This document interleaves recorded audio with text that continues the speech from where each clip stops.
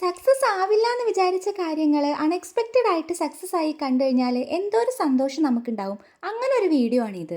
Evening സമയത്ത് വെള്ളം നനയൊക്കെ കഴിഞ്ഞ് ചുമ്മാ ചെടികളുടെ അടുത്തൂടെ പോയപ്പോഴാണ് ഒരു കാഴ്ച കണ്ടത്.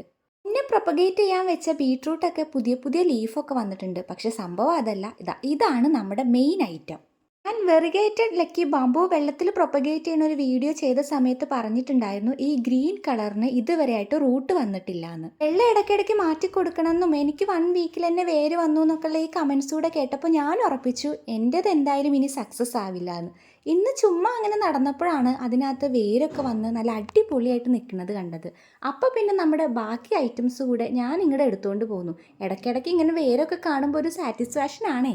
മണി പ്ലാന്റിന് വേര് വന്നിട്ടുണ്ടോ എന്ന് ചെക്ക് ചെയ്യണം. മുന്നത്തെ വീഡിയോയിൽ ശ്രദ്ധിച്ചാൽ മനസ്സിലാവും ഇത്രത്തോളം വേര് അതിനില്ലായിരുന്നു. ഇപ്പം നല്ല ഹെൽത്തി ആയിട്ട് നല്ല നീളത്തിലൊക്കെ വേര് വന്നിട്ടുണ്ട്. ഇനി നമുക്കിത് മണ്ണിലേക്ക് മാറ്റി നടാം. എന്തായാലും ഞാൻ കുറച്ച് ദിവസം കൂടെ കഴിഞ്ഞിട്ടേ മണ്ണിലേക്ക് മാറ്റി നടുന്നുള്ളൂ. വെള്ളമൊക്കെ ഒന്ന് ഫില്ല് ചെയ്ത് അതാത് സ്ഥലത്ത് തന്നെ വെക്കാൻ പോവാണ്. മണി പ്ലാന്റ് ഇതുപോലെ പ്രൊപ്പഗേറ്റ് ചെയ്യുന്നുണ്ടെങ്കിൽ പ്രത്യേകം ശ്രദ്ധിക്കണം.